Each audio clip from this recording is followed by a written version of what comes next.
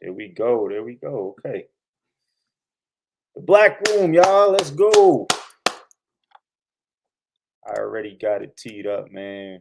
We good to go. This gonna be a good one. Everybody been talking about how crazy this league is, man. Everybody said how good the league is. Everybody said this the place to be.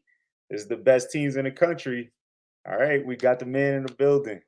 Sean Slippy Mensah, the man himself, the guy who put it all together. Let's introduce him. Big round of applause at home. Let's go. Ah, got the man in the building. Word. What's good? What's good? What's going on with you? So I had a chance to kind of talk to him before we went live, man, and I said like, dude still look like he could play. You know what I'm saying? So he's staring at his pass right now. So go ahead and introduce yourself real quick, couple minutes, just let the people know who you are, where you come from, and why you here. Yeah. So obviously everybody calls me Slip, Sean Slippy Mensah. New Jersey dude. I've been born and raised in Jersey. I started playing semi-pro football in like '04, '05 out of like the Delran, Jersey area. I played for teams like the Conchi Steelers, who won back-to-back chips. I was there. Played for the Generals in '06. We were a nationally ranked team. Played for Delco Cowboys, the South Jersey Phoenix, Atlantic City Devils.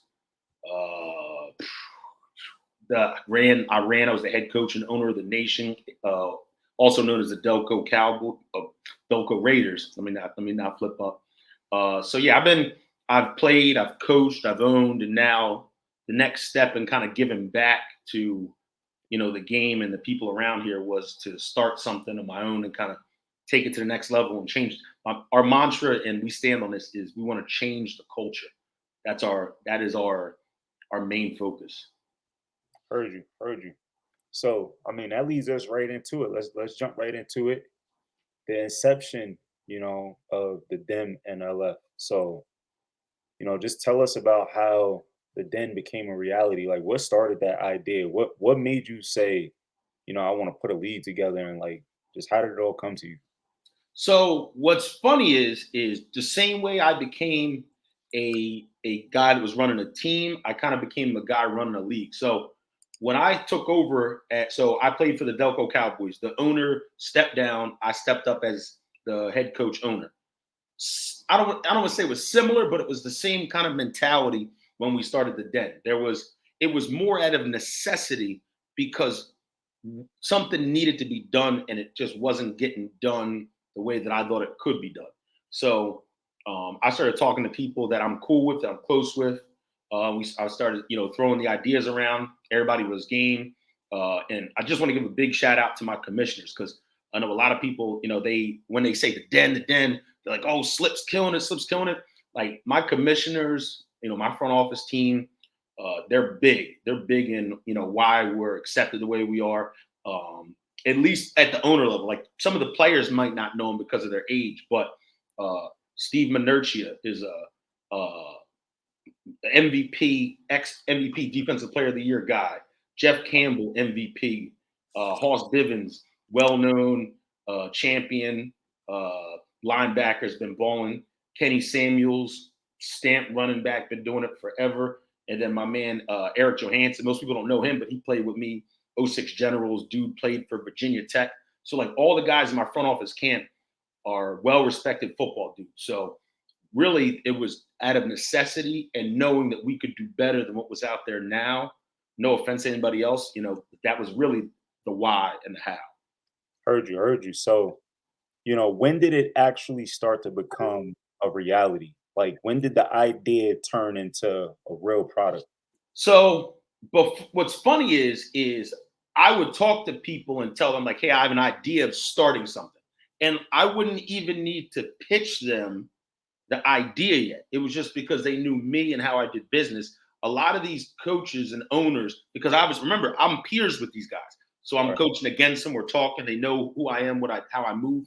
They were like, yo, if you start something, let me know. We in. Like, I know a lot of people have this perception that, we went out and we took a bunch of teams from here and there. I really just told people, I'm starting something. This is how I think it should be run. And based off of what I told them and what they knew about me, they was like, we want in. And Yeah, so I mean, that was my next question was like, what was the challenge, you know, to get in some of these I mean, you got the top programs. I remember a year ago playing in the IFA and all the talk, the rave was the unit. The unit was killing it. They was at the top. And then there was talks of the herd, and out of nowhere, the Jaguars turned it around and they started won the winning chip. Won the back-to-back chip. games and Yeah. ended up winning a chip. And like the whole talk in the Northeast was about those teams and what was happening. Everybody knows the Knowles, you know what I'm saying? Everybody knows who Dave Legree is. Central Penn has had great teams for years, from the Piranhas now to Hitmen.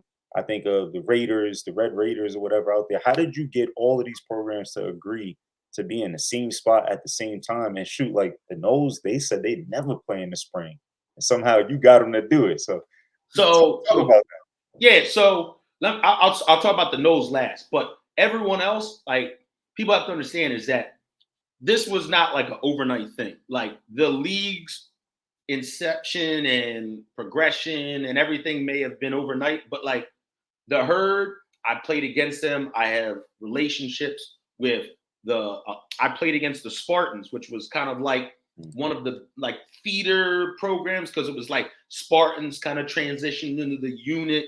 The unit branched out into two entities, which became the unit and the herd. So I have coaching slash playing against some of these dudes, relationships that were built over years. So like when I come to these guys and I talk and I try to tell people all the time is the reason why the Den is working is because there's relationships where we can get heated at each other, but we know our core values and how we're really built. So, it's like with your boy, you argue, but afterwards, like, all right, cool. All right, we pass that. So when we talk business, everyone's good business. I'm saying right now, some of the people in the league, in other leagues, they were like, oh, these guys don't do X, don't do Y. We had everybody pay, do what they're supposed to. I collect ref fees on a weekly basis. Everybody takes care of it. So the Mm. real reason that I was able to do this is because the relationships that you're seeing were already there. And all I had to do was just activate the league and give everybody a place. Like it was on like some real, like, without sounding corny, like some dreams of field type vibes where it was like, if you build it, they're going to come. Like Yeah. all I did was build something that I thought people really wanted. They saw that and they came to that. Dog, that's awesome. So like let's transition in. Let's talk about the future because this is the inaugural season, and in my opinion, it was a huge success. You know what I'm saying? We'll get your opinion on that in a second, but Mhm. just talk to us a little bit about like, I mean, first things first. We've seen these great, crazy leagues come together with all these great teams, and then we see them not be able to put another product together the very next year. So, are you bringing the league back? And if you do, how are you going to ensure that it stays around for the long run? So I saw something earlier today, and it's the truest thing ever. Is that if you're doing something great and you're doing it for the money, you're probably not going to be successful. You have to have a cause, a reason, the why that really drives you. And like I genuinely care about the players in my league. Like I make rules that some owners and are like, I don't really know. They're like, all right, your league slip, but I protect my owners just like I protect my players and vice versa. So my why drives me to where I don't even go into this with a, oh well, next year I'm not going to do this, or I'm going to be done this time. Like this is just part of my semi-pro minor league football. I should say. I'm sorry, that's a taboo. We don't say semi-pro. Thank you. Minor league football. So that's a big part of this is a part of my minor league progression. So expansion to answer your question. So like I got teams from different states reaching out to me now. I know there's some teams from Baltimore reached out, some teams from New York that have showed interest. So now I also one of the things that really makes us unique, I think, is uh, the stats, the film, some of the other intricacies, like having a commissioner at every game. I've talked to guys that agree, some guys that don't agree, but our staple is our staple. So to answer your question, expansion is 1,000% on the radar, but we need to make sure as a league that we expand at a rate where we can maintain our standards and keep doing it at the level we're doing or better. So as long as that's the case, I'm never going to not be into expanding. Now, with that said, I'm not really looking to turn into the next GDFA. I mean, I know people have said to me like, "Oh, you could be the next GDFA." I'm like, "Whoa!" Like Charles and his product is like up there. So like I respect the world out of what they do. I'm trying to build something great locally, and then from there, if it grows and expands, cool. But I don't want to get too big for my britches too quick though. But Right, heard you, heard you. yeah. So I mean, piggybacking on that, where do you see the Den? And we're gonna break it up. Where do you see the Den realistically next year? What does it look like?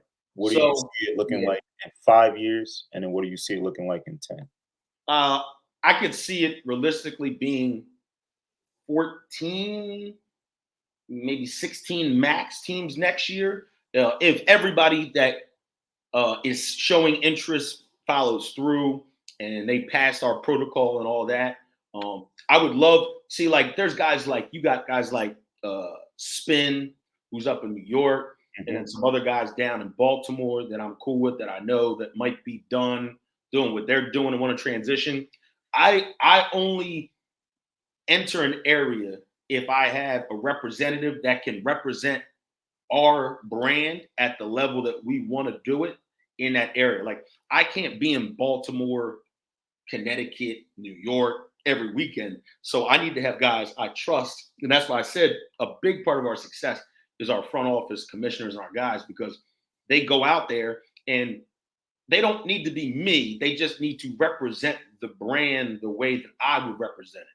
Right. And so to answer your question is as long as I have people in these areas which I have kind of lined up and that pans out, I could easily see us being a 5 to 6 state team league next year.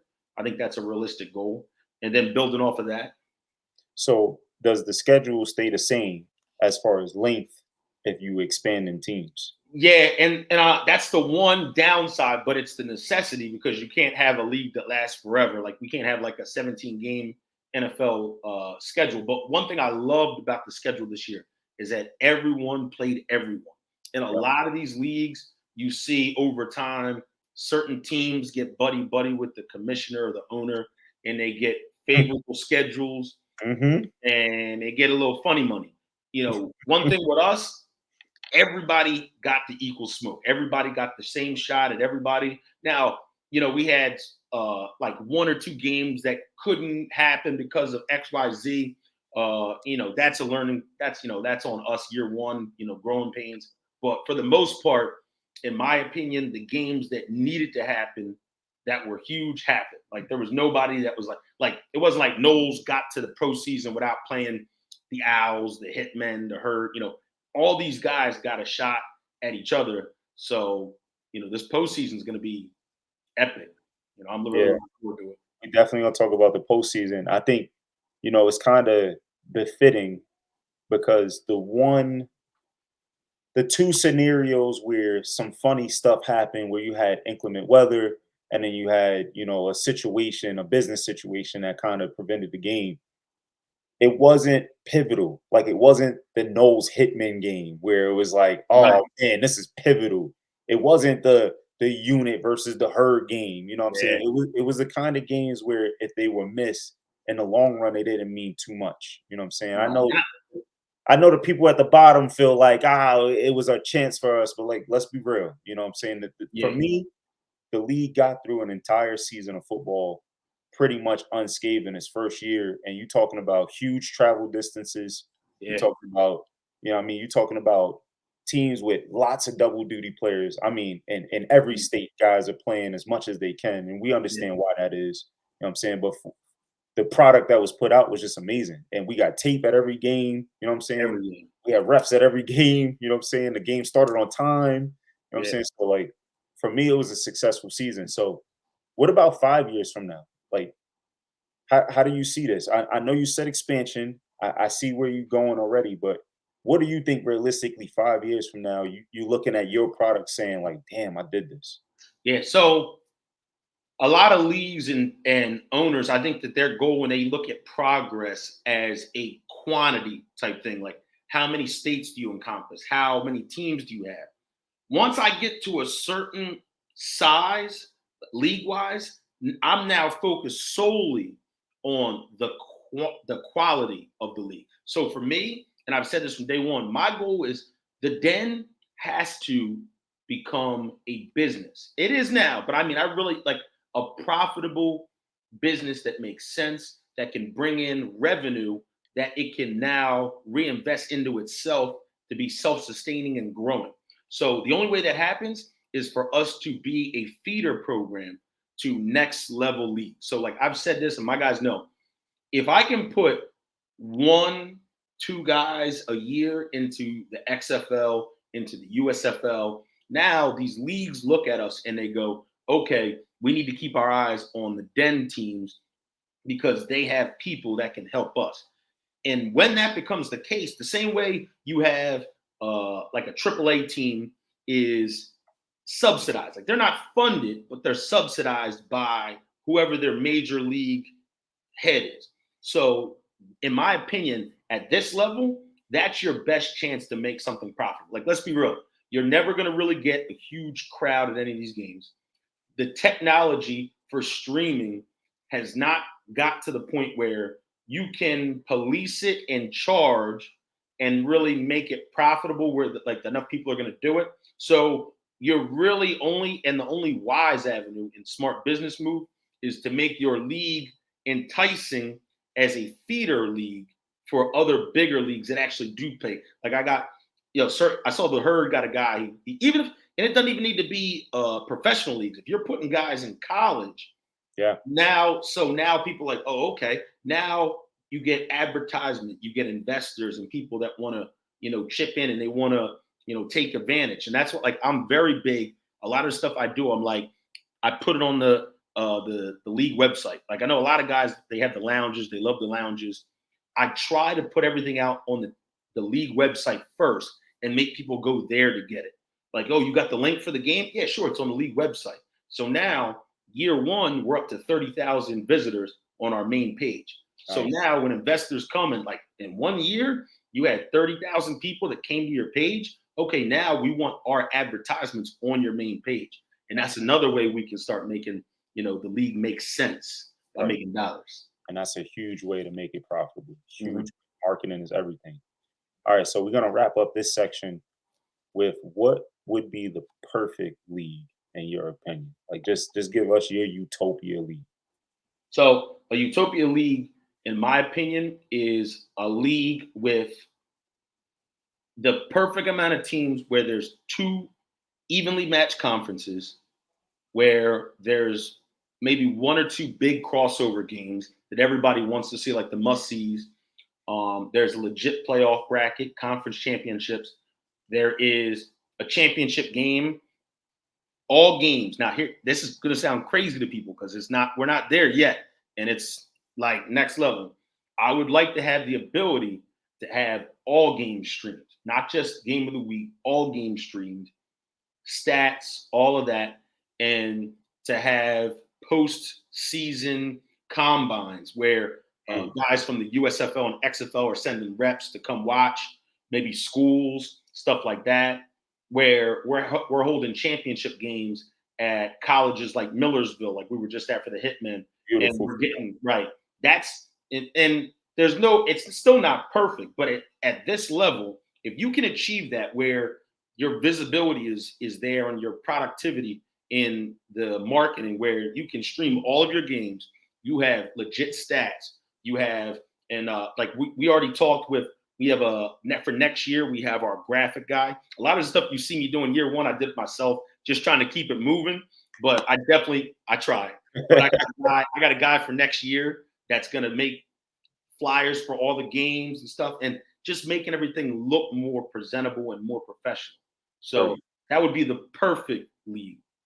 I agree. A lot of the things that you said just, I mean, it made me smile, man. We talk about it all the time. All right, so let's get to the next section. We're just gonna talk about, the season. We're gonna recap everything and talk about the playoffs. So let's run it back real quick. First day, Then day, it was a huge announcement. Everybody was excited about it. I tuned in. I watched every single game from start to finish. The weather sucked. It sucked all year. So it is what it is. Something that Right. you gotta deal with when you play an outdoor sport. But Got to. for you, I mentioned before we even got on the live that, I saw your interview. I thought it was amazing. I think Appreciate it. everything about the day, from the broadcasting to the visuals to the field, everybody being in one place, I thought it was all amazing. How do you feel it went? It went good. Like I said, there's always going to be hiccups, and I never went into this thinking that Den Day, year one, anything for that matter, was going to be, perfect. But success has to be measured in, did you do what you said you were going to do? One, and two, anything that went wrong, did you learn from that? Like, it's one thing, and this is kind of what bothered me about some of the other situations that were out there. And I'm not trying to come at anybody. I'm just trying to speak specifically about the business and the football. Is that there would be mistakes, and that's part of the game. But there was nothing really done to do better next time. Like, the same mistakes were getting made. So if you ask me if I think year one or Den Day was a success, I would say yes, because everything that didn't go the way that we would have liked it, we took a step back, we looked at it, we said, all right, cool. Next time we got to make sure we do X, Y, Z, and we're going to make sure we implement those things. So the real test of the success of year one is the implementation of those fixes year two, to be real. So, All right. and real quick, you mentioned something. I want to make sure I don't forget, my man.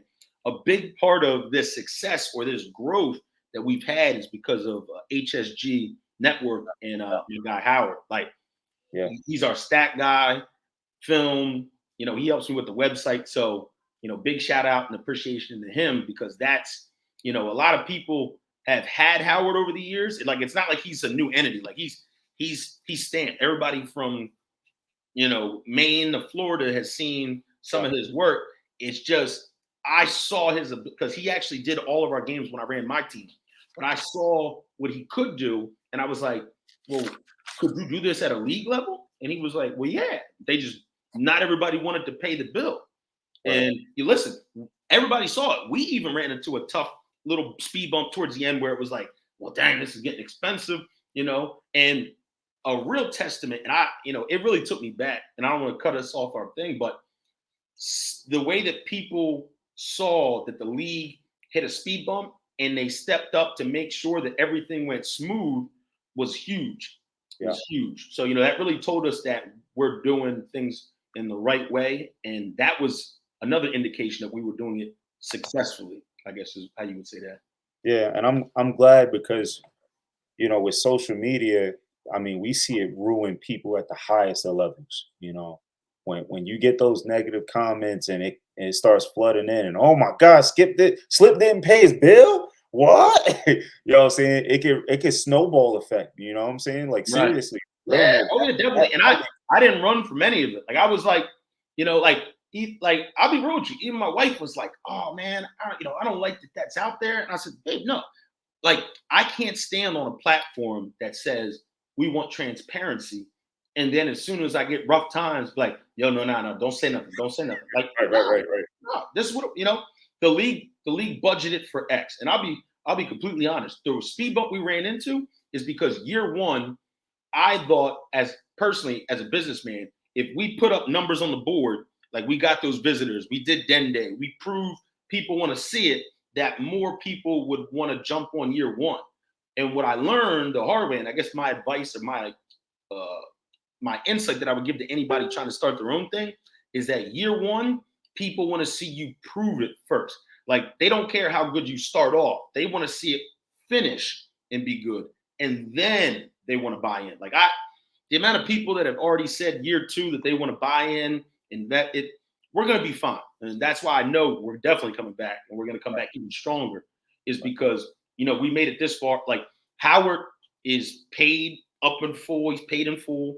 His money is already set aside for the rest of the playoffs. Championship money is set aside. Trophies are being made as we speak.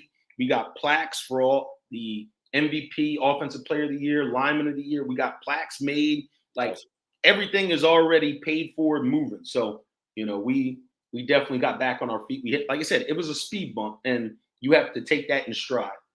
So aside from that, what other, things that could have gone better but didn't? What are some of the pieces that you said, I wish we would have did this, or I wish that could have happened, or you know what, next year we're gonna do this a little differently.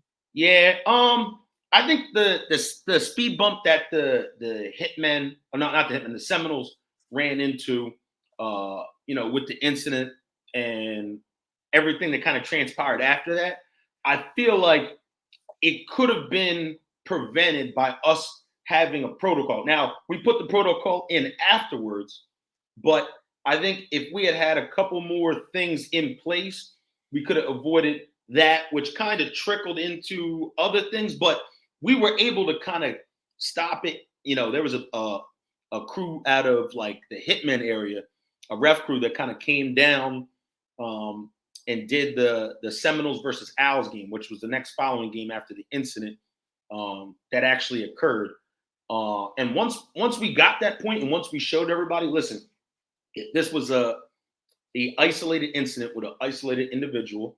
We handled it. We moved forward. It's good. So I think that was big for the league in getting back on his feet, because had that game not happened, now you're like, oh, okay, well, now you got multiple games not played against one of the top tier teams in the league, and it starts affecting a whole lot of other stuff, and it would have been a domino effect. So, I think that having the protocol to even stop that before it even became a speed bump would have been how I would have preferred to see it happen, I guess, to answer your question. And listen, man, it's the BlackRoom. I'm gonna call a spade a spade. So for all the people at home, a player on one of the biggest names in minor league football decided, screw it all and just snuff the ref. You know what I'm saying? So So it's a a lot big of deal. people, yeah. So out of respect for the organization, and even as crazy as it sounds for the individual, because even though he did wrong, he still has his own rights and his own, things that he's due as a man. And we didn't want to, slander him. And I even, because I, just how you said, snuffed him. I originally, when I got the call, they said that he dropped him. And then when I went back, and then even to be honest with you, even today, even my apology video that I did publicly, it wasn't all the way even on point. Because I'll be honest with you, when I saw the video, I was like, there's absolutely no room for this at the level we are and what we're trying to do. But it was definitely portrayed in a crazier light than it really was. But at the end of the day, you cannot have any physical altercations with refs. So no matter how minuscule it was or minor it may have seemed, it was still a no-go. So, when we and again, I don't like to say anything about other leagues or try to make it seem like we're above them. Like I really come off as a proud dude, not a condescending guy. But this player had incidents before, and I think that it wasn't handled the way that I would have handled it. I'm not going to say it was handled wrong. It was just handled different.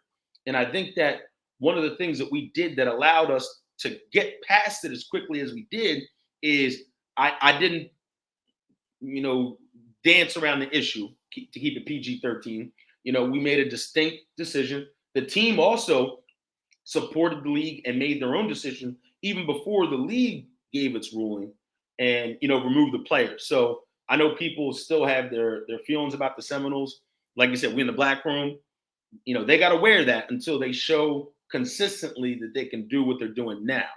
But I think that's a big reason why they came here. Like you said before, like they had never done spring except the TV league, which obviously there were incentives, It and that wasn't, it right, wasn't the same. I was in the TV league. right, It wasn't the same competition level. It was right, more right. for the It was TV. different. And I'm not trying to come at that, but I'm just saying, I think a big like they were at a point in their career as an organization where I think other teams were getting a little bit frustrated because they weren't winning, and they were getting frustrated with some of the incidents that were happening too frequently. Yeah. So, I guess I consider the Den like their last chance and they're taking it and they're doing it. Like what did it wasn't without incident, but like I said, we handled the incident, we got past it, and here we are, playoffs starting.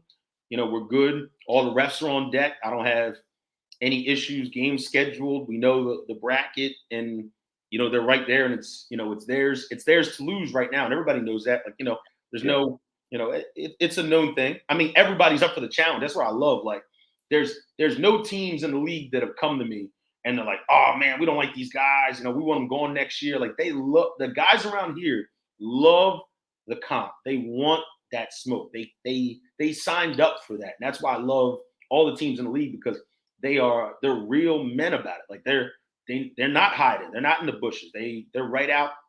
Even the Kings. Like I know the Kings. The season got short for them. Yeah, but the King. I talked to Tony, and he was like, "Yo, listen, these dudes got heart." So I know people look at the record and they want to. They're gonna make their jokes and whatever. The Kings didn't back down. They were, they wanted to finish that game too. A lot of people and whatever might not have, and they wanted that smoke. So Yeah. I mean, listen, kudos to the Knowles and kudos to the Den for handling that situation the way that they did because a few weeks back, I really put out like a hey, we gotta do better message on my show because it was getting to the point where refs were literally just saying, like, no, we're not showing up. And if we show up, you gotta pay us a ridiculous sum of money, yeah, because we're putting our safety on the line and it starts at the top. So whatever the biggest, baddest league is with the biggest, baddest teams, if they can't do it right, there's no fix to the solution. And the fact that you guys got everything back on track to me shows that there's a way forward. So kudos to not just you guys, but also to the Seminoles for doing what they did. Um, thanks. so let's talk about the playoffs really quick because Right. goddamn. Playoffs. Listen, at a Playoffs. point in time, the I'm herd like was it now, yeah. the herd was the team. They was on a roll. They was winning. I mean, Yeah. they was up there, and then the Knowles did what they did, and holy cow! So let's talk about it. So, but so I say this: the herd situation looks different from the outside than I think it really is. A lot of people don't realize. I'm pretty sure they played the Tide the week before. Yep. That Tide game they lost. Their starting quarterback, he had a rough start, but he got hurt in that game. Their quarterback was the MVP frontrunner. Listen, ahead of G Block at the time he got hurt. So this guy, he had just beat the Owls. They were 4-0. Yep. They were good money. They lost their quarterback. They ran into a stretch of, like, you got to look who they played when he went down too. You had the Tide, who are a tough team in any situation. Now you have your quarterback go down, crappy weather situation, and they're kind of in like a fight for their lives kind of situation. So they're balling. You got the Seminoles, undefeated regular season. You got the Hitmen. Then who was it after that? The unit, right? No, they'd already played the unit. Then that might have been the Jackals after. I know they had a tough 3 games. Yeah, so like they played the toughest part of their schedule without their leader. I'm looking at it now. I'm sorry. It was the Tide lost, the Knowles lost, the Hitman lost, and then they got the forfeit against the Kings, and now they got the Jackals coming up. Right. So no, they just played the Jackals. They played them week 9, and now they're playing them again. It hasn't updated. Hold on, let me Yeah. update that. There you go. Yeah. And as a matter of fact, for the people at home, let's see if we could get that on the board. But keep going. Yeah, you good. So I don't. We're not the league to make excuses. You got to win. Like nobody wants to hear somebody was missing or whatever. They don't want to hear that. You got next man up, and Mark Taylor is no bump. And they had another kid. I forget his name. I wish I knew it off the top of my head. But they have another young quarterback out there too, and he did good. He just beat the Jackals, so he's doing his thing. But I genuinely believe that if the Herd's quarterback can come back healthy, which from what I heard he may be, I don't like to tip the scale with any of that stuff, but I think they could make a run. They could make a run. So that's we know that the hardest thing to do in football is to beat a team twice, but it's even harder to beat them twice in a row. Yeah. Now, granted, they got home field advantage this time. They was at the Jackals. Now that they Yeah. get to be at home in the comfort of their own facility, but still, once you give up the element of surprise, man, it gets difficult. Yeah, I don't even think they surprised the Jackals as much as the Jackals were dealing with their own kind of health issues. And I know coach owner Zoe, he's a proud dude. He ain't laying down, and he's probably coming like a pissed off SOB for round two. And you talking about a team that just came off a championship last spring. So, he knows how to get it done in the playoffs. So that's going to be a great game. And then, just like you said, beating the team twice and with a lot of, I don't want to call it animosity, but there's a lot of tension and good football tension in that unit Owls game too. I know the unit, they're wearing that 40 points they gave up. Trust me, those dudes, they want to get that, they want to, wipe that from history like it never happened with a win over them, because you know how it goes. He who laughs loudest laughs last. Yep.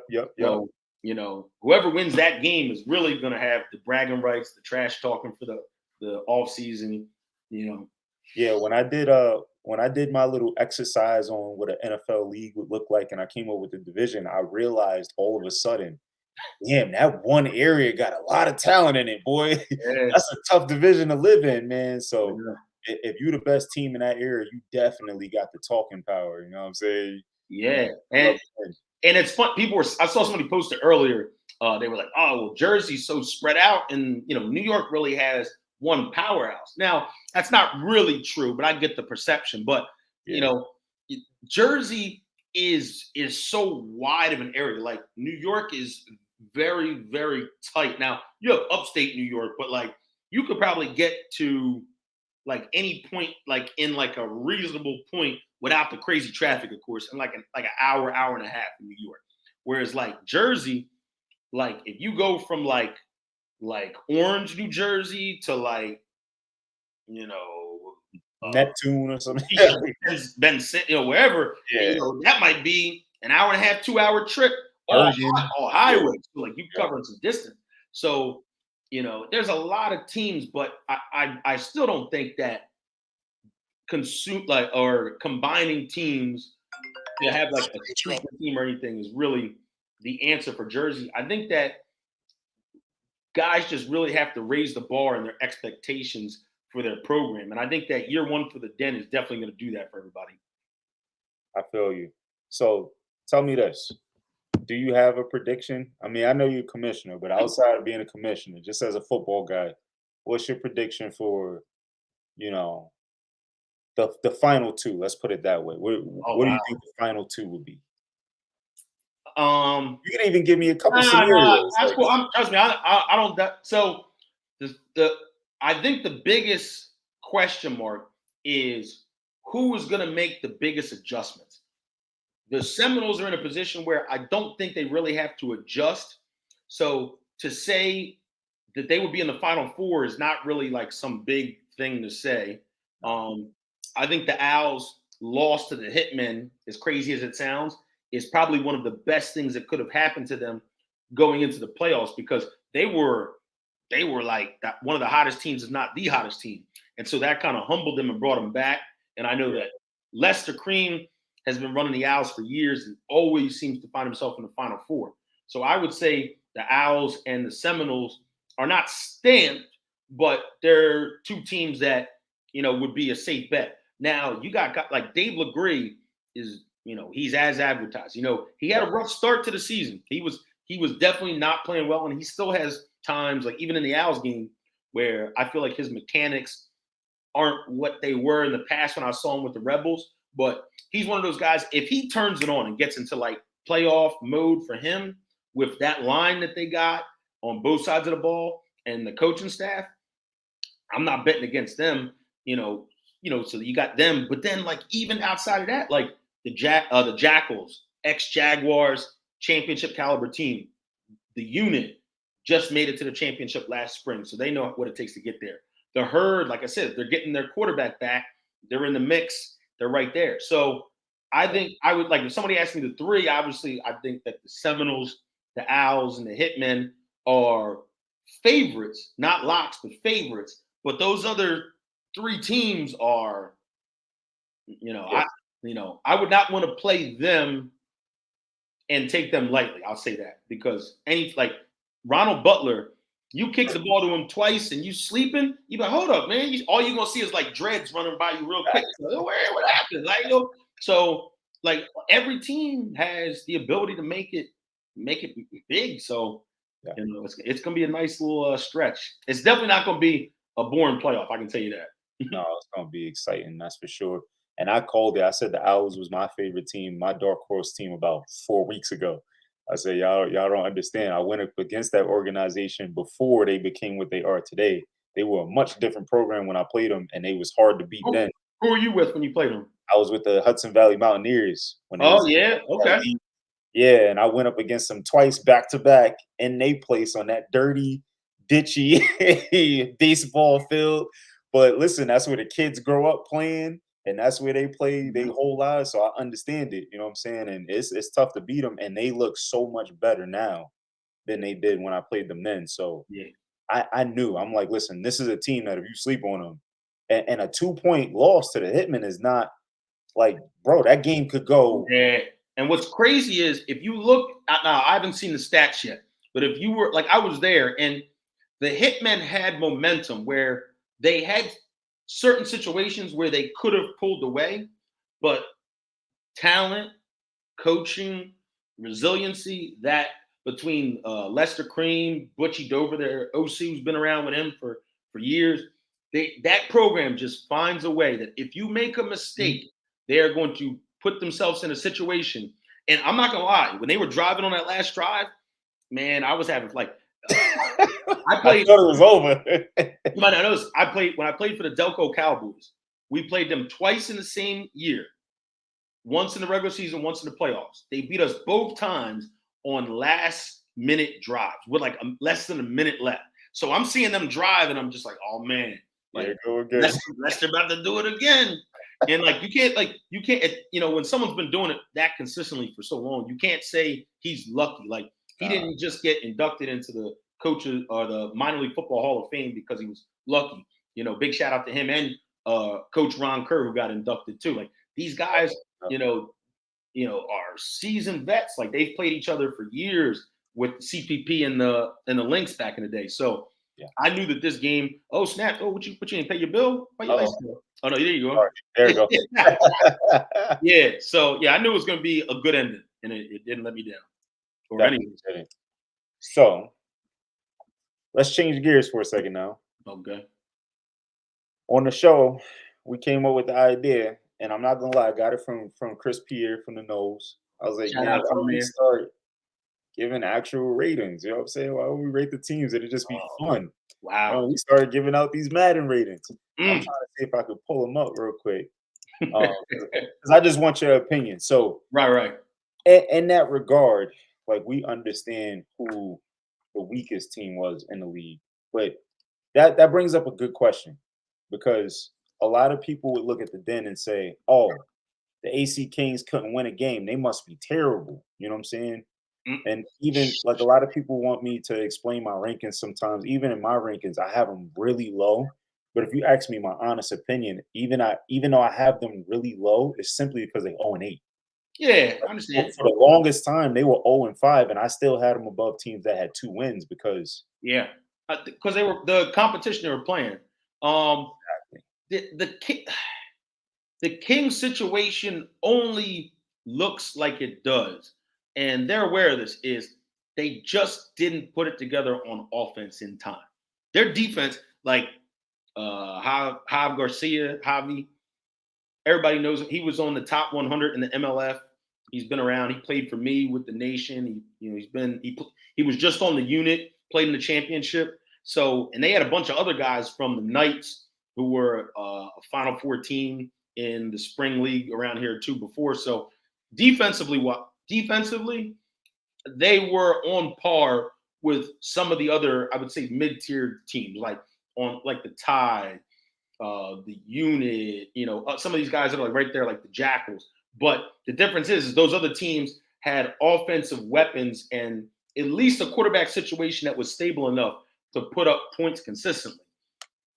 So and that's at this level, if your quarterback play isn't where it needs to be, it's real hard to really make a push and to win, even the games you should win, to be honest with you. Listen, I mean, when you step up in competition, the further up the competition ladder you go, the tighter the gap becomes with the amount Mm. of mistakes that you can make. And that's the real barometer. Like people don't understand this. They look at the NFL and they be like, oh, back when the Browns was terrible. Oh, the Browns are so bad, and a college team could beat those guys. And I'm like, It sound good till you put them out there. And yeah, then the Browns beat them like 72 to like 6. And then you're like, whoa, I'm not gonna lie. In hindsight, see, I don't like this because I'm always one of those guys, and even in real life, I don't look down at people for motivation. I look up for motivation. So like I want to look at the guys that are doing things in life that I want to have. Like run up business, do this, have that, and I don't like compare myself where I'm like, oh man, my life sucks. I use it as motivation, like, all right, I gotta go step up. But with that said, had I scheduled like a crossover game or something like that mid-season with some of these lower, ranked teams in the Den, I think it would have gave people a lot of perspective. Like, I don't want to name other teams specifically, but I know for a fact, watching some of the football I watch, that if I gave the Kings against a game against some of these other teams that had similar records to them in other leagues, they would have won a lot to a easily. little. Right. A lot to a little. You would have had to take the Kings and put them up against, some of the more competitive teams in the Right, other. like mid-tier in another league. Yeah. I think, the first team that came to my mind, like the Kings probably would be a good matchup for like the Wolfpack, the Empire State Wolfpack. Oh, that's funny. I was just looking at them and I saw some of their film, but even them, and shout out to them because I educate myself. They just had a game with the Green Wave, I think Yep. it was, and they were winning that game when I was watching. Or Yeah. they were driving, and I was like, oh, okay, this is spicy. Another gritty team that's well coached. It just seems like they play simple old school football, and it's like that grind you down round after round, and the next thing you know, all the time is gone, and it's like 7-0, and they driving, and it's like, yo, how the hell are they? Right, like whoa, like hold up, time out, okay, Yeah. yeah, I get you. So right here, I pulled it up on the screen. We started doing the Madden ratings. I got real fancy with this. I'm like living in a dream world, trying to see if we can spark some I see you ideas. moving. Yeah, I see you. So you'll see. I mean, we were only able to get through, the Knowles Kings, Owls Militia, and then this weekend that just passed. I haven't updated this yet, but we got through another couple of teams. Mhm. Let me see if I can go through. Who else did we get? So we did the Herd, we did the Owls, the Unit, and the Jackals. So the Knowles, obviously, we got them. The way that it reads is the overall is first, and then offense, defense. Mhm. I'm We got with the you. Knowles. We got the Knowles at 99 right now until somebody proves they can beat them in the regular season. You know what I'm saying? And we understand how this whole like nationals things work, where the Knowles might be going up against a super team. You know what I'm saying? You never really know if that's the real team that they have during the season. What we do know is that during the regular season, that team hasn't lost yet in a Right. long time. In 5 years, I think I saw Skip say. Yeah. Now the Philly Kings out of the NEAFL, I think they're a good team.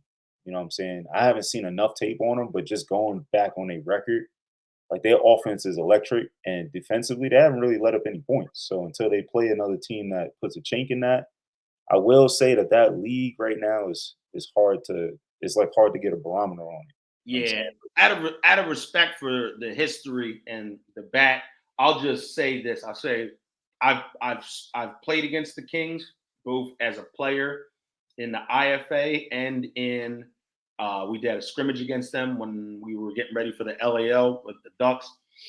They're a well-run organization. They got a good group of guys. They ball and they're no slouches. I can't speak to record rating really any of that. I can just say that I know that they earned whatever they have, and hats off to them. And they got the chip coming up this weekend. Good luck to them.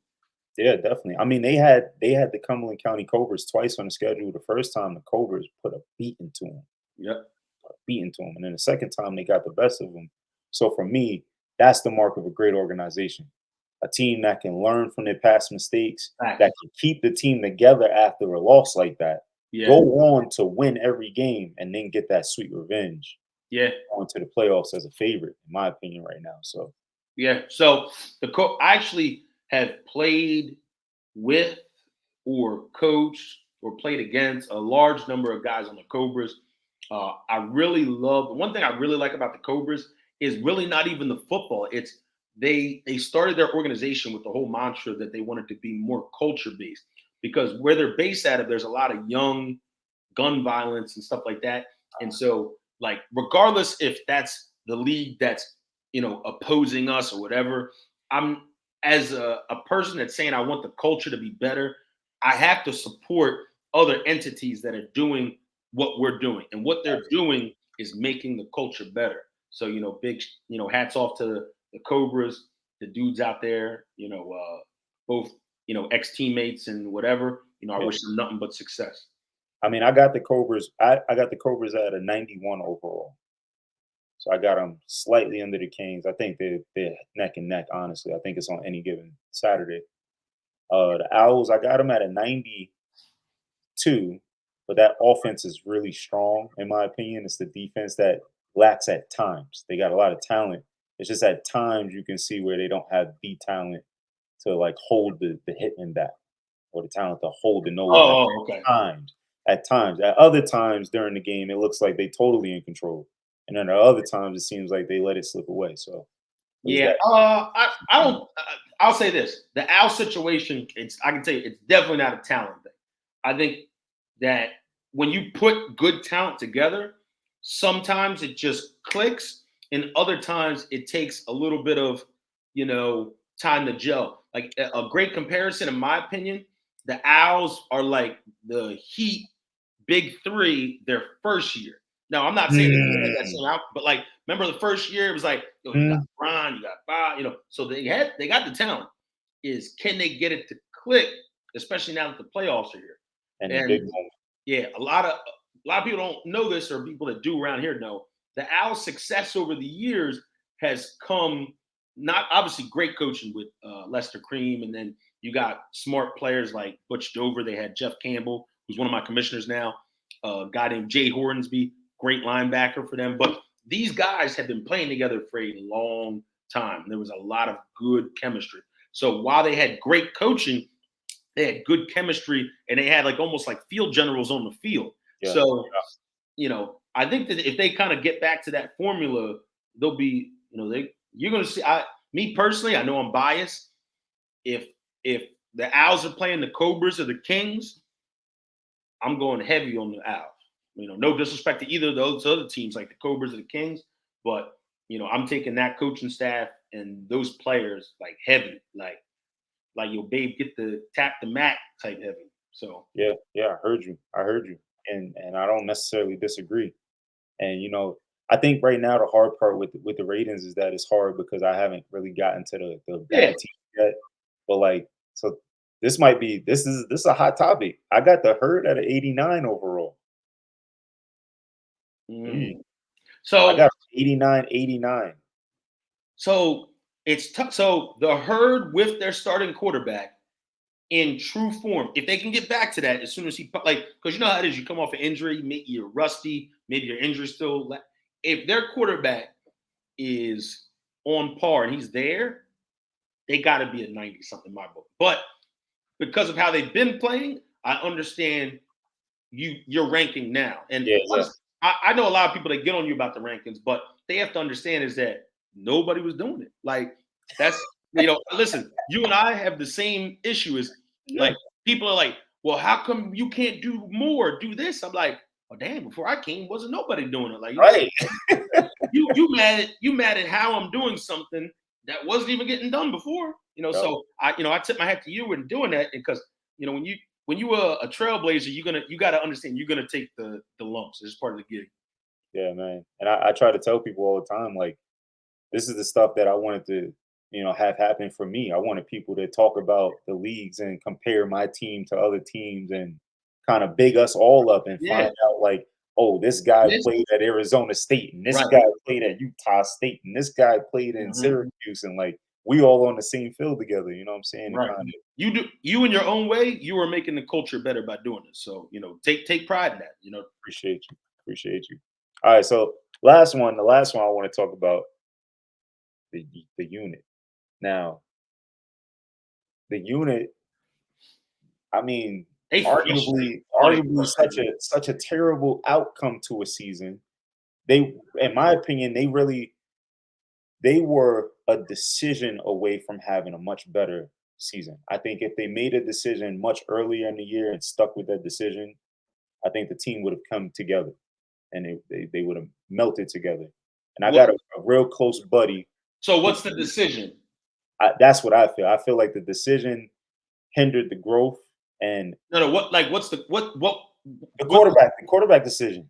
there you Being go. so hesitant on the guy that leads your shit, you know what I'm saying? And when you hesitate on that guy, it Yes. creates all these other social problems, these little small microcosms, you know what I'm saying? And then you take a couple lumps on the head, and the next thing you know, the season's out of control. And I feel like I watched the game with the unit. I cannot remember who they were playing, but I started to watch the game, and it just to me, it didn't look like the unit. The nasty, aggressive It, flying around the it's field. probably the Owls game because it was live streamed too. I think it was the Owls game. I think it was the Owls game. And I to me, it just feels like they let this season get away from them. You know what I'm saying? But for me, knowing the talent they have and the level of coaching, the expertise they have, because I put a lot of time into learning them last year and Mhm. seeing what they have this year, I gave the unit a 90 overall. I actually said they were better than the herd. Now, granted, like you said, the herd with their starting quarterback, the way they started, probably a better team. Maybe on one side of the ball. I think definitely offensively. But that unit defense, man, is scary.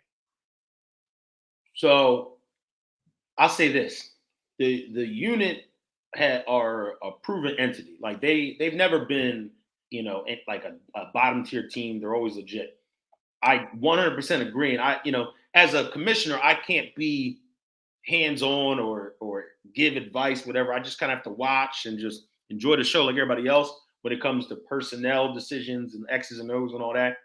Um, as a football fan watching them, you got a guy like Noel who, when he goes in there, he commands. This is crazy. Noel outplayed Dave LeGree when the unit played the Hitman. Now, obviously, Wow. Dave got the win and Yeah. Dave did what he needed to do. But if you look at the numbers and the production, Noel's game was better. But then the very next week, it's like, all right, now you got a different quarterback. Now you got Dame, and then you got Juan. Juan led them in their comeback win, actually against my team, the Knights, last year. That took them to the chip. He threw at That's least my one touch. guy. Yeah, so it's like I understand their dilemma. None of Yeah. those guys are bad. Like I know they take their lumps and people say, "Oh, this guy's whatever. This guy's whatever."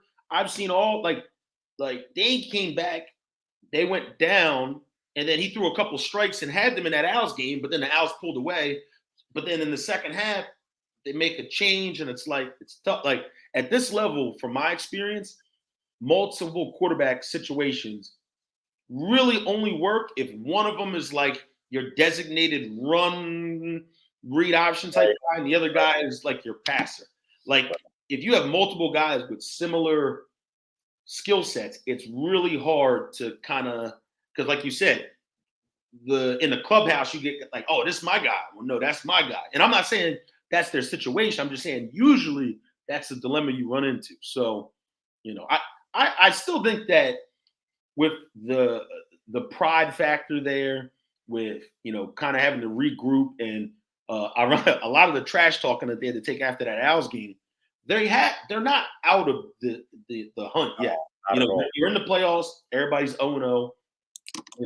But the only thing is they're playing an Owls team that got humbled too. So both teams are gonna like nobody's coming into that game. Like this is this whatever. They both coming hungry. So Yeah. Hopefully they understand it's playoff season. You got to pick a guy You got to go to practice. Yeah. You got to nail it down, get the chemistry right, and stick with that man to the end of the shit. You know what I'm Right. saying? You got without getting too intrusive, I would just say that if I was in a situation where I have multiple quarterbacks going into the playoffs, I would tell him today, I want him preparing all week like I'm the guy and I need to show up. And regardless, unless like the wheels fall off like completely, like 2, 3 interceptions, whatever, like out the gate, like I'm sticking with my gun, ride or die type thing. That me personally, what I would do. 100%, 100%. So we're just gonna go rapid fire. I'm just gonna name off some teams and let you get a sense of where we're going with it. The Okay. Jackals, 88. Hmm. The New Jersey Militia, 82. Got the CT Lightning, 59, and the Maine Norsemen, 67. So And what do you have the hitmen at? That's so I heard you say this is where it gets tricky. So, like you got a team like the Cobras and the Kings and the Herd at like a 90, I think you said. the Herd was a 89. Uh, Right. the Kings was a 92, and the Cobras was a 91. In my opinion, we haven't gone through it yet, but Yeah, yeah. I would probably put the Wait, let me hear Hitmen you first. somewhere around a 97, Okay. and it would be tilted to the offense. So the offense would probably be like a 98, and the defense would probably be like a 95, and I'd be like pushing to the higher side because that Yeah. finds But a way to win. and you know what though? So I hear you, but then you see if you go back and watch the Owls film. Now remember the Owls offense was one of the hottest offense coming in. The biggest question mark and the biggest critique that the Hitmen took was that, and I agreed with it because I saw some games where guys kind of was the secondary was not on par with the rest of the team. The Owls wide receiving core, it might be second to only the Seminoles, really, if we call a spade. And they didn't have any passing touchdowns. So it's like we said the defense was kind of, but they stepped up to the challenge. That's my And thing. yeah, so I mean, if all right, granted, you might have a weak spot in the defense, but if you can never get the ball to that weak spot because the other spots are so strong, is it really a weak spot? You know, yeah, if you can't take advantage of it, and the only team that's been able to take advantage of it was the Nose, but we understand why. right. That offensive line is so stout, man, and they smart and they work together. And then you got one of the most elusive, most tenured quarterbacks back there doing it with the guys that he knows. So it's going to be hard for him not to take advantage of the weak spot. You know what I'm saying? Yeah. So So I knew of G Block and I had seen clips and whatever, but I had never really seen him play till this year in person. And the crazy part, it was funny, is even one of the guys was like, yo, I think he's like 6'3", whatever. And then I saw him face to face. I was like, man, this guy like my height, maybe even like an inch shorter. I was like, man, yeah. But and he's not, I mean, he's he whatever, he looks like he's an in shape dude, whatever, without getting kind of funny with it. But like he doesn't, if you saw him without pads, you're not like, oh, this guy look like a guy that gets busy on everybody. Pause. But you look at the Soldiers play, and yeah, like you said, people are like, "Oh, Soldiers record, whatever." The Soldiers got some guys on defense, like they got some guys that play football. This man running around that looked like some old NFL blitz stuff where you just like, whatever Tecmo Super Bowl type John. Crazy. I yep. was like, oh man, I seen him do it against everybody. It don't matter if it's on the national scene, if it's against the rebels, if it's against the soldier. It really don't matter if you box him in a corner. The thing about G Block, and I was talking to somebody about this, is you'd be surprised at how strong he is. yeah, And he moves with a smoothness. You know what I'm saying? He's never really trying to run too hard. And I think it lulls you to sleep. Like even blocking for him as a running back, like deceptively fast. sometimes he juked me out trying to block for him because I went to jump in front of him, and the next thing I know, like he's over there. And I'm like, yo, what Yeah. are you doing over there? But yeah, he's a dog, man. All right, so the last thing that we're gonna talk about briefly, let's try to keep it to like 5 minutes. Let you reclaim some of your night. Um, what do you think about an NFL style, big, large, good circumference area, maybe some, you know, profitability there for players, for coaches? What do you think about a paid NFL style league? Like bigger picture. What do you think about it? You talking about where the players are paid? Yep. Even if it's a small incremental, I mean, we talking like even if guys are getting $100 a game. So I'm a player commissioner, I guess, or player owner, however you look at it. So I'm going to support any situation that they're doing better. With that said, and being in touch with reality, we need to get to a point where the league can even fund itself with revenue before we get to the point where what we're going to do with extra revenue to kick it back out. Like it would be like saying like, all right, cool, I want to go buy a nice set of rims and you don't even own a car yet. Right. Like do I think that if everyone at this level could change their perception, their behavior, their approach to the game and this level of football, could it be perceived by outsiders differently? Yes. But we have to be real with ourselves and understand who is the majority of the people that play at this level. You know, why are they playing at this level in the first place? So I think that a better and a more realistic goal, and it happens now on certain teams, would be to get it to the point where we can present a league and not just at an individual team, a league-wide level where players, as long as they maintain whatever the standard is, like you have to go to X amount of practices, you have to do this, you have to abide by this player code, that we can eliminate the cost for players, where it's not a pay-to-play league, but it's also not a pay to, you were not paying you yet. I think that's a more realistic goal. And there's teams that, because they have people at the top that either are financially, independent or very, whatever, well off, or they have good funding or, whatever it may be, that they have that ability. And I think that those are the people I try to rub elbows with and kind of find, like, how are you doing what you do? How do you get there? Like a smart man wants to be the dumbest one in the room because that means he can pick that intelligence and that information from the people around him. If you're the smartest person in the room, what are you gaining from that? So, I think that if as owners, and that's a big reason how we do it real quick, is I want my other owners that do good business to be open so we can all learn. I'm not too proud to be like, I run the show, so I'm the best businessman. Like, no, I know that this guy is doing something good. Teach me. I want to learn. Heard you. Yeah. So I was gonna save that question for the end, but I guess I'll ask you really quickly since you said something that I think is step one, is ground zero, changing the approach on a large scale Yeah. to our level, right? Mhm. And separating minor league from semi-pro, because I think there is a market for semi-pro football. I think there is a market for adult Yeah. recreational padded football. But I think right now you have some of that mixed in with some serious competitors, and you got it mixed in with some guys who are looking to get back into school, and you got it mixed in with some guys that are professionals, arena guys, overseas guys. You got it all mixed into one melting pot right now, trying to Right. separate the oil from the water. What do Mhm. you think about a players association, a players union, whatever you want to call it, something that forces guys to abide by a standard, but it's something that's optional that they get to choose to be a part of?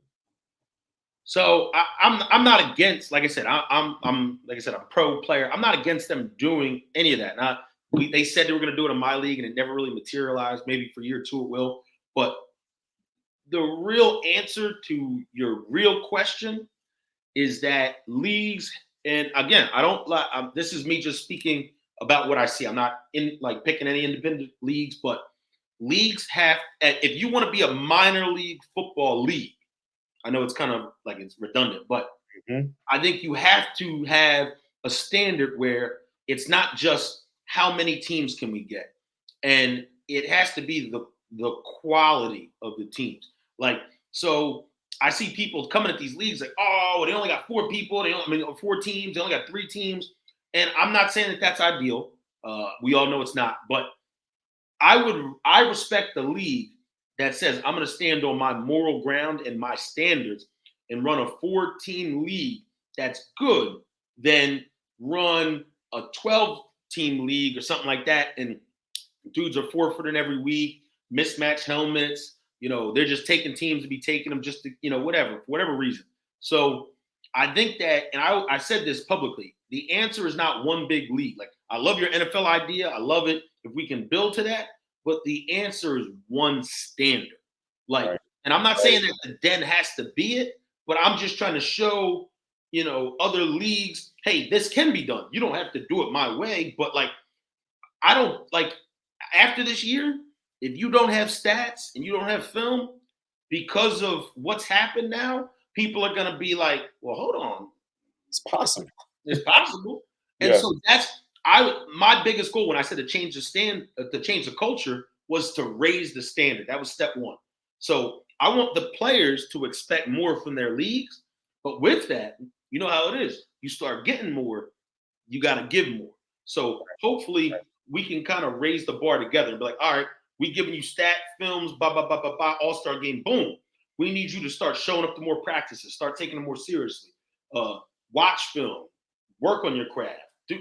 So that's what would be ideal. Right. So the last couple of things is, we've seen something similar to the Den before, the MLF, the MLF Elite, right? The GDFL, GDFA. We've seen these leagues that are the precipice of what we aim for. One of the things that I heard recently was that the GDFL works in such a way as almost like a franchise. And if you want to bring the GDFL to your region, one of the requirements is that you need to have a certain amount of teams in your region. I thought about that. I said, okay, I remember a few years ago that the MLF had an issue because they had expanded down the East Coast. And one of the problems that they had was there was a particular area where all the teams folded. And they folded because they couldn't travel anymore.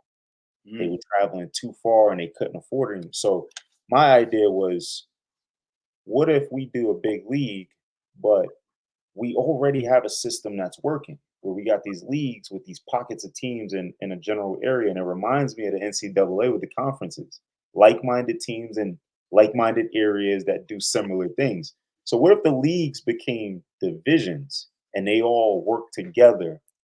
The league owners own their division. They nominated commissioners, like a guy like you would be nominated commissioner of the national conference, and all the divisions now report to you. You know what I'm saying? And then you guys all nominate a president, and then work at that. Like what is that? Does that start turning gears in your head? Does that sound like something that could work? I love the forward thinkingness of it, but it's again, this is like the wheels before the car, and the biggest hurdle is that there's a lot of egos, a lot of God, you said the word. a lot of difference. Like but you listen. I don't knock you. You can't knock these men. Like, they built great things in their own right, and like some people run leagues because they want to be in charge, and they're in charge in their day life, and they like operating there.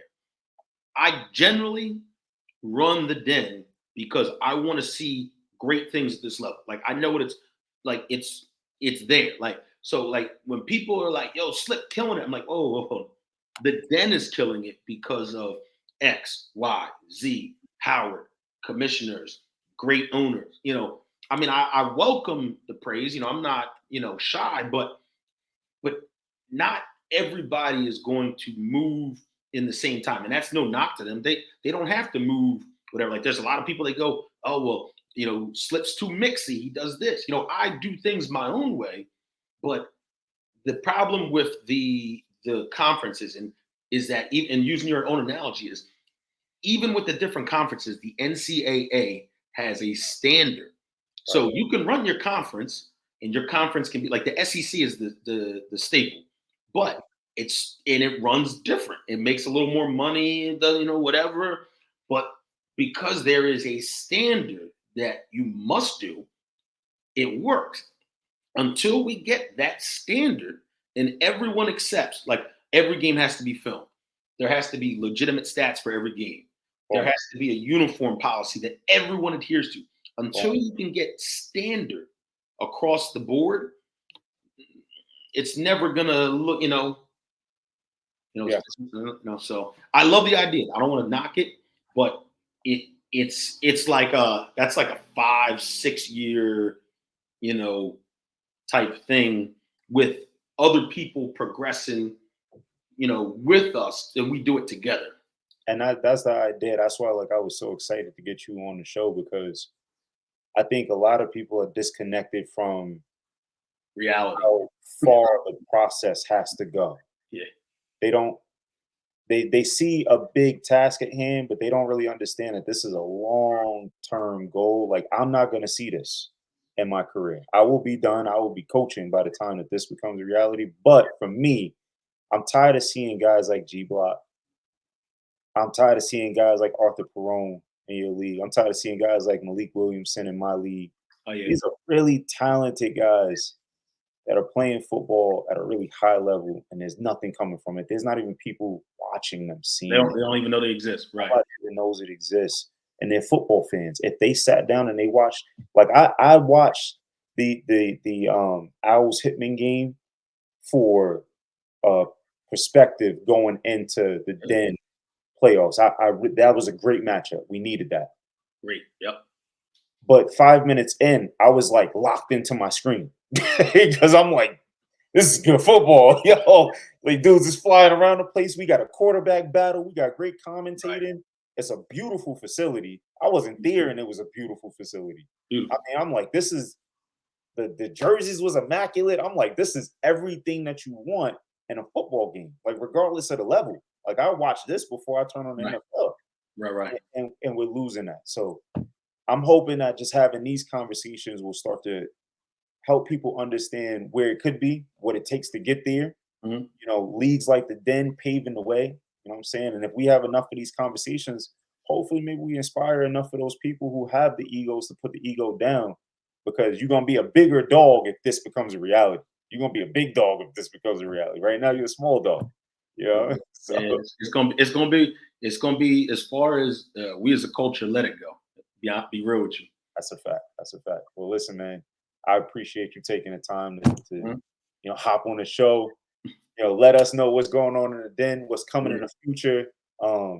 Just explain it. I got so much love and appreciation for you because I love football. And when I had my car accident, it took me out of college. Like I lost a piece of me, and this level was able to give that piece of me back. And ever since I started playing minor league football, a lot of other things in my life have gone better because I think we can all agree that you don't do this because you want to do this. You do this because something calls you to do this. You know what I'm saying? Mm. It's Big something facts. that Big you do. facts. It's something deep, deep inside you that puts you on that field. You know what I'm saying? The work that it takes to prepare and Mhm. everything that it takes to show up every week. So, I appreciate guys like you. And if nobody says it, man, you're doing something great for a lot of people. So, I I appreciate that, man. I really do. And keep doing what you're doing. Because like I told you before, what you're doing is helping the culture in your own way. Like it's gonna take more than just, you know, one old dude with some bad knees, you know, and a polo to make this great. It's gonna take a lot more than that, So definitely, I definitely. Well, appreciate you. listen, I'm definitely gonna ask you to come back on the show because there's so many more things that I want to ask you and talk to you about. You I'll got be the around. mind of the winner, you know what I'm saying? I'm So we around. definitely gotta pick that brain some more. But for tonight, man, we appreciate you and enjoy the rest of your night, man. Same man. I'll catch you. All right, take care. Hey, listen, you too. Thank you guys for coming out tonight and just giving us your attention and just being a part of this. Like Slip said, this is for the culture.